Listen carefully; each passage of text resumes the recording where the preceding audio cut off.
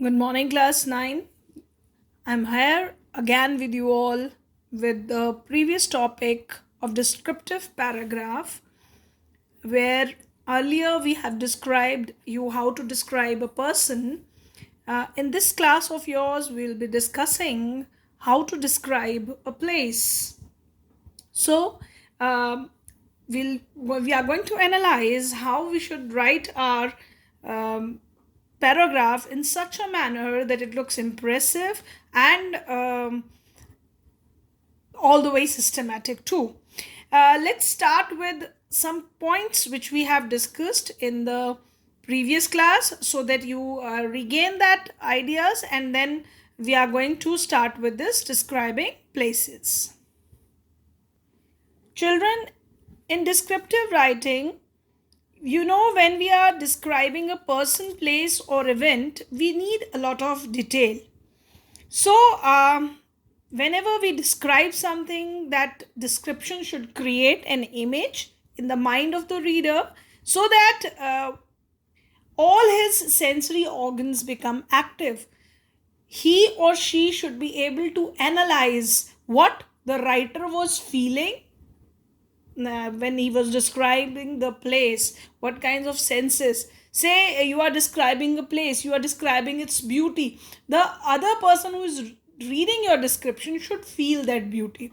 Say you felt a fragrant smell at that place. You are describing that smell in such a manner in your description that the person who is reading your description should sense that feeling of that sensory organ, that is of smell. One should feel that. So that kind of vivid description, detailed description should be given. So, obviously, more and more adjectives would be used when we are describing a place, even the event. It is more and more adjectives are used to describe even the event.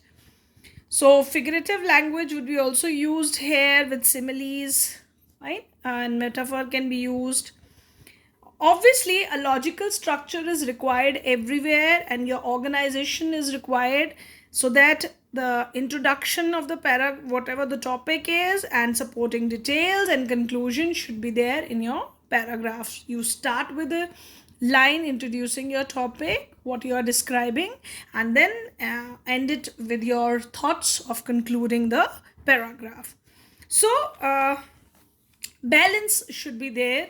So, as I told you, your writing should include sight, hearing, smell, taste, touch. It's not necessary that every description of a place, these all things will be there, but you can use whatever the feelings or whatever the sensory organs could feel, that description could be given. Let me start with when we are describing a place, the following point should be taken into consideration. First, obviously, you are going to describe the name of the place which you are describing, its location. If something is related to history to that place, sometimes the historical place is asked to you to describe a historical place, then history can be included. Even when we are describing sometimes we are describing hill stations, we are describing sometimes a place of historical value.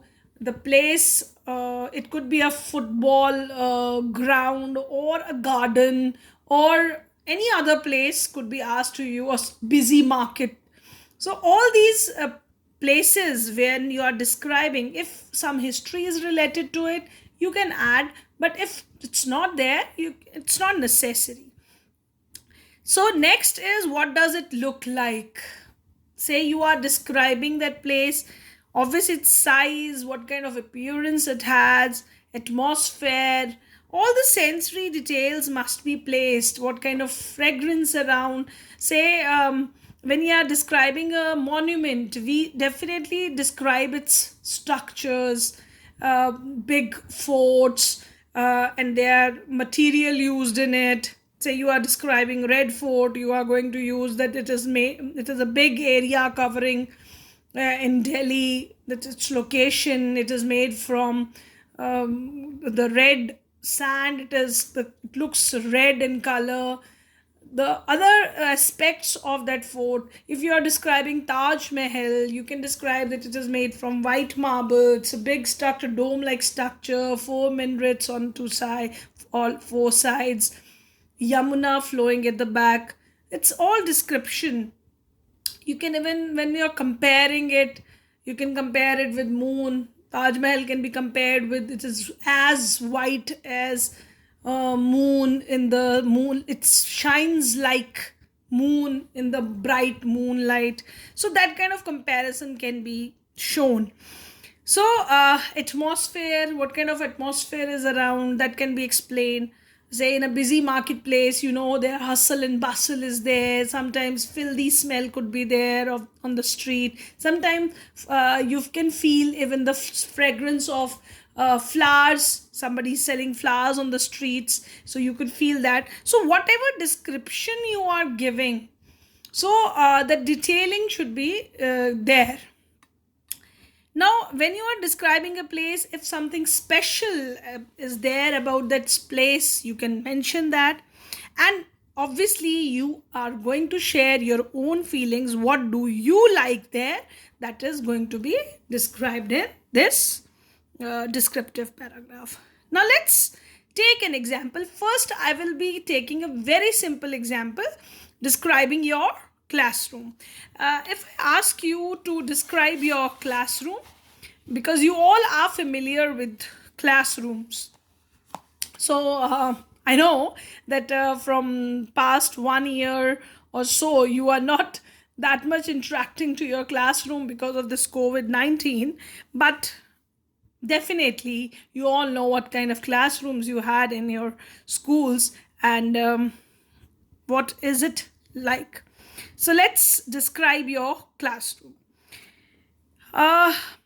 We'll start with the introductory line. Then my classroom is situated on the second floor of. So it is, my classroom is situated on the second floor of senior block of our school building. Senior block refers to where the senior students study. It has spacious verandas in front of it.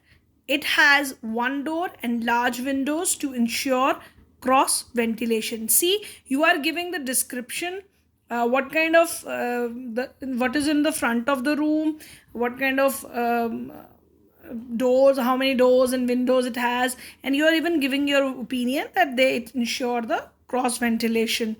And then you are describing that the classroom is quite spacious, it is airy and well ventilated. It has 4 ceiling fans in it, which are sufficient for all students sitting on 30 chairs and desks. So you are even describing the classroom, and even by side you have described that there are 30 chairs and desks for the students. Then you describe about the charts which are pasted on the walls, pictures of eminent persons. Eminent persons refers to famous persons. Students' paintings, maps, and charts made by students are placed on the walls of my classroom. That are the things which are generally found in the classroom. I have mentioned it. But if you have something very different in your classroom, say some projects are lying, or the globe is there in your classroom, a big wall clock, that description depends on you, what kind of classroom you have, or what kind of decoration particularly your class has done. So that can be mentioned. In front of the class, one chair and table is placed for the teacher. That generally every classroom has. The teacher has some chair and table kept in front, and behind that there is a blackboard where our teacher explains our chapters to us. It should be teachers explain our chapters to us. In the classroom, a student's personality is really formed. Now, after giving the whole description, physical description of the class, you are giving your opinion about the classroom, that this is the place where teach students form their personality, and it is for this reason that I sit in the classroom most attentively. And you are even describing about yourself that I attend my lectures very carefully. It is only the foolish, noisy few who sometimes spoils the real taste of studies, as they cannot appreciate the value of studies and have to repent later in life. So you are also mentioning the importance. Sometimes the disturbing elements are there in the classroom, that is disturbing children. So you mentioned that they sometimes spoil the classroom atmosphere, and when they later recognize that what is the importance of these classroom, they have to repent for it, because whatever we learn in the classroom, that is really very important for us. And no doubt whatever we gain from our teachers is what our personality is made of, and we should keep listening to our teachers in the classroom. So that's my description, where I have given you to how the classroom in a very simple way can be described. Firstly, you have started with it, what kind of atmosphere it has, and then in the end you have given your opinion with your conclusion. Now I'll be discussing another description of a place, which how to describe a place.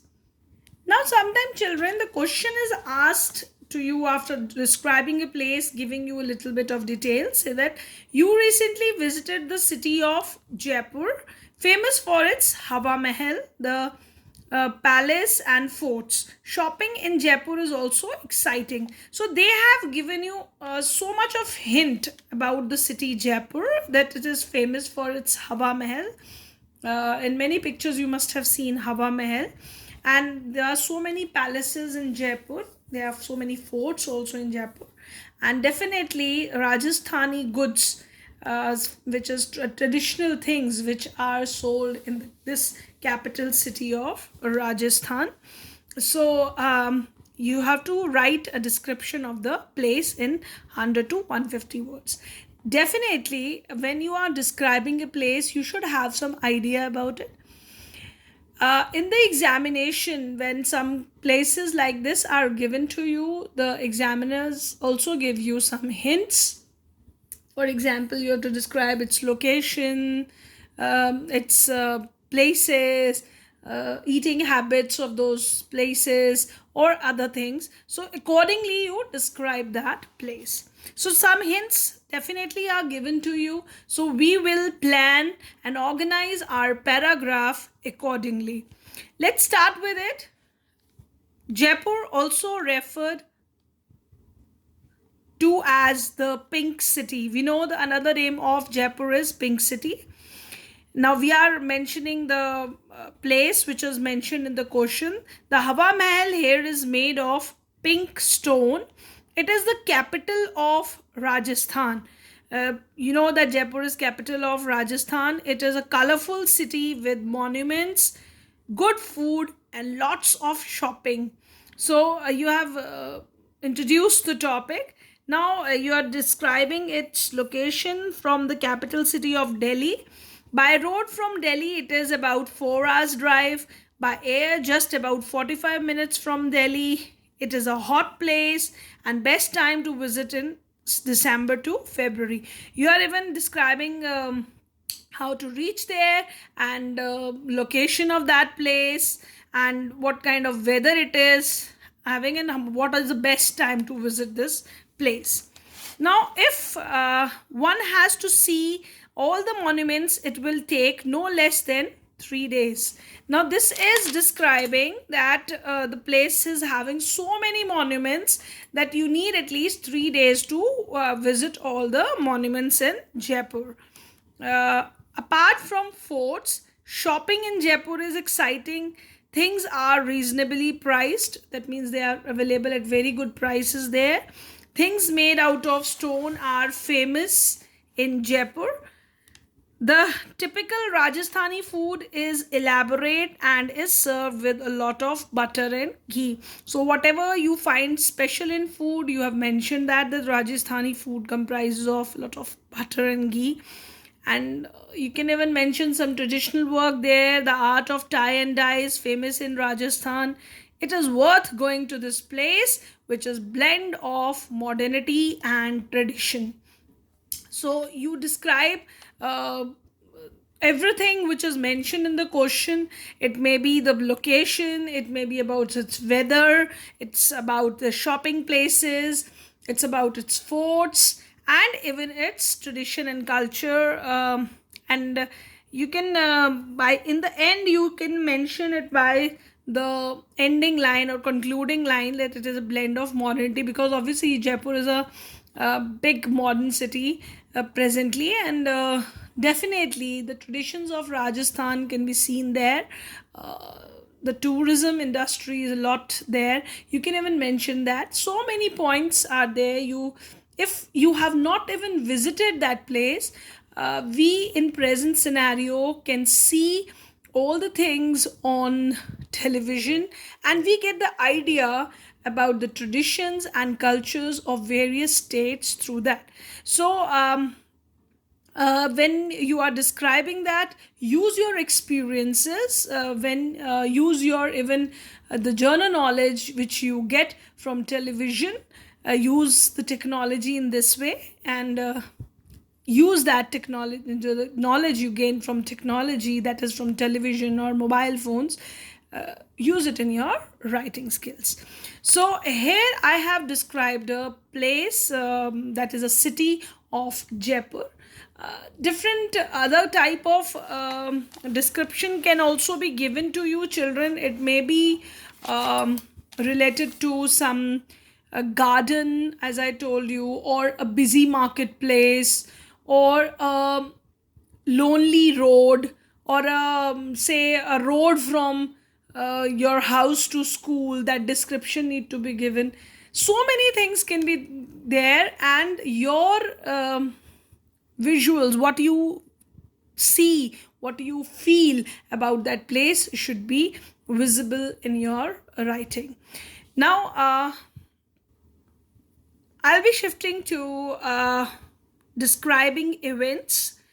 Now, when we are describing events, events means it could be a marriage function, it could be a celebration in school, it may be your annual day function, sports day, or any festival celebrated at home. It may be Diwali, Holi, or any other event happening locally. So that are described in this when we are describing events. So name of the event is important. When did it happen, that should also be mentioned. What happened, so detail is there, should be given. Who are the people involved in this? Say you are describing about your school function, say annual day function you are describing. So when the event took place, name of the event obviously, and when it took place, what happened. So you are going to describe what happened in the events, all the description of the annual function. Who are the people involved? It's the principal, the chief guest, the principal, teachers, students, parents, guests, special guests, everything need to be mentioned. And why was the event important? Now you are going to give the reason, the why that annual functions are important, and how it helped the students. That kind of information can be written in this, and your opinion, this for describing an event, can be given in this. Now remember children, whenever you are describing an event, obviously we are describing an event, that means that event had occurred in past, so it should be written in past tense. You're not going to use present tense or present continuous. It should be in past tense. And don't give your personal opinions or comments while you are describing a event. Let's describe Republic Day celebration as you saw it on television. Now you are asked to describe the Republic Day celebration which you saw on television. That means the celebration of Republic Day, which is done and celebrated in Delhi, that is shown on the television. So I think that is a lot of things happened in Republic Day parade at Delhi, and we all are familiar with it because we watch it on every 26th of January. That's on the Republic Day of our country. So it's very proud day for all of us. So that that function, that celebration which occur in Delhi makes every Indian feel so proud. So let's describe about it. Now you are going to give the introduction. Our country celebrated its Republic Day on 26th January. So I plan to go to Delhi to watch it live, but due to pandemic COVID-19, I could not go there and watched it on my television. So you give the reason that 26th January is the Republic Day and you plan to go to Delhi to see it, but due to this pandemic, you couldn't go there, so you watched it on television.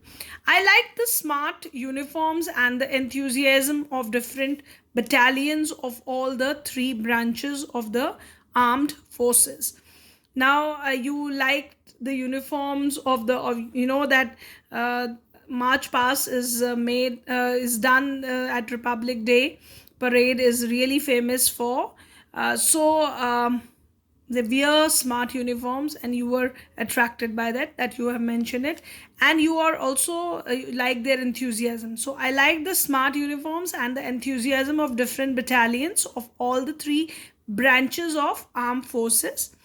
They are followed by the young brave children who seems to be happy sitting on the elephants, as they all of them had received bravery awards. You know that on 26th January, bravery awards, the children who receive bravery awards, they take a ride on elephant back on that Rajpath, and the tableau of the states were the main attraction, as the colorful artist presents the dances of their states with a message. We know that different states presents their tableau where they presents different kind of they depict a kind of story, their tradition or the development going on in the state through that, and different artists are dancing there. They give the message also through that. The school children had also presented a number of items which impressed the people gathered there.